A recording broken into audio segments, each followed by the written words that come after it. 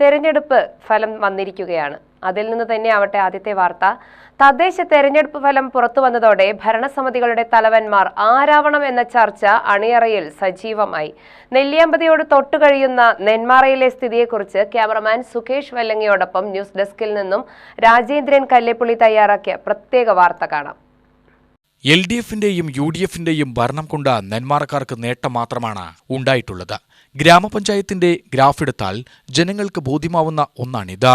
വിനോദസഞ്ചാര കേന്ദ്രമായ നെല്ലിയാമ്പതിയിലെത്താൻ നെന്മാറയും പോത്തുണ്ടിയും കടന്നുവേണം പോവാൻ. വിനോദസഞ്ചാരികൾ പോലും ഈ പഞ്ചായത്തിനെ വിലയിരുത്തും എന്നതും ശ്രദ്ധേയമാണ്. സൂക്ഷിച്ചില്ലെങ്കിൽ കൈപൊള്ളും. പ്രഗത്ഭരായ ഭരണസാരഥികളെയാണ് ജനം കാത്തിരിക്കുന്നത്. ഈ സ്ഥാനത്തേക്ക് വരാൻ സാധ്യതയുള്ളവരിൽ പ്രമുഖനാണ് കോൺഗ്രസിലെ CC സുനിൽ. അന്തിമ തീരുമാനം കോൺഗ്രസിന്റെ നേതൃത്വത്തിന്റേതാവും. ഭരണസമിതി കാര്യമായ ഭൂരിപക്ഷമില്ലാതെയാണ് 5 വർഷം പ്രഭിതാജയൻ ഭരണം പൂർത്തിയാക്കിയത്. വൈസ് പ്രസിഡന്റ് C പ്രകാശനായിരുന്നു. ഇപ്രാവശ്യം കോൺഗ്രസിന് വൻ ഭൂരിപക്ഷമാണ് ജനം നൽകിയത്. 2010 മുതൽ 15 വരെ കോൺഗ്രസിലെ ലക്ഷ്മിക്കുട്ടിയായിരുന്നു പ്രസിഡന്റ്. 2015 മുതൽ 20 വരെ CPM-ലെ K പ്രേമനും. പൊതുപ്രവർത്തന രംഗത്ത് തിളങ്ങി നിന്ന CC സുനിൽ പ്രസിഡന്റായി വരാനാണ് സാധ്യത. തിരുവനന്തപുരം ലോ അക്കാദമിയിൽ പഠനം പൂർത്തിയാക്കിയ ശേഷം 2007-ൽ ഹൈക്കോടതിയിൽ എൻറോൾ ചെയ്തു. 2011-16 കാലയളവിൽ ബ്ലോക്ക് പഞ്ചായത്ത് അംഗമായി. KSU-വിലൂടെ കടന്നുവന്ന സുനിൽ യൂത്ത് കോൺഗ്രസ് സംസ്ഥാന സെക്രട്ടറിയായിരിക്കെയാണ് ജില്ലാ കോൺഗ്രസിന്റെ സെക്രട്ടറിമാരിൽ ഒരാളാവുന്നത്. നിലവിലെ പ്രസിഡന്റ് പ്രഭിതാജയൻ വൈസ് പ്രസിഡന്റ് ആവാനാണ് സാധ്യത.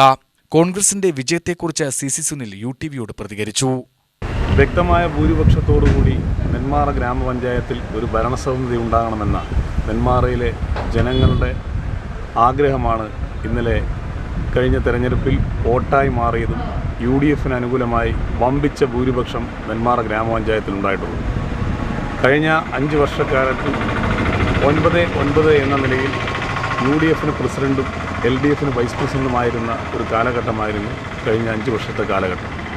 പഞ്ചായത്ത് പ്രസിഡന്റ് നേതൃത്വം കൊടുത്ത എല്ലാ വികസന പ്രവർത്തനങ്ങളെയും ഒരു കാരണവും കൂടാതെ തടസ്സപ്പെടുത്തുന്ന രീതിയായിരുന്നു കഴിഞ്ഞ 5 വർഷം ഈ നാട്ടിലുണ്ടായിരുന്നത്. അതിന് ഈ നെന്മാറയിലെ ജനങ്ങൾ വിധി എഴുതിയിരിക്കുകയാണ്. അത്തരം പ്രവർത്തനങ്ങൾക്കല്ല, യോജിച്ച് നിന്ന് ഈ ഗ്രാമത്തിൻ്റെ വികസന സ്വപ്നങ്ങളെ പൂർത്തീകരിക്കുന്നതിനാണ് വ്യക്തമായ ഭൂരിപക്ഷം UDF-ന് നെന്മാറയിൽ ജനങ്ങൾ നൽകിയിട്ടുള്ളത്.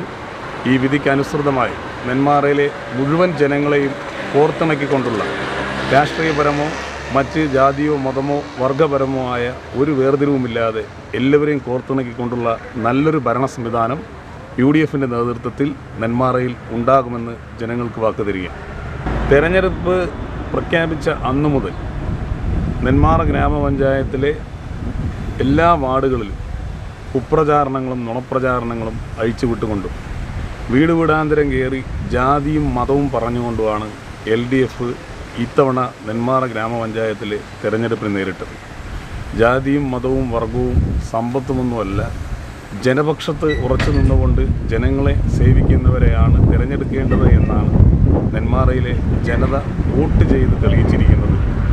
ആ മാനദണ്ഡം പൂർണ്ണമായി ഉൾക്കൊണ്ടുകൊണ്ട് നെന്മാറയുടെ ജനാഭിലാഷം എന്തോ ആ അഭിലാഷങ്ങൾക്കൊപ്പം UDF-ന്റെ മുഴുവൻ മെമ്പർമാരും സഞ്ചരിക്കും എന്നോടൊപ്പം. UTV news, Palakkad.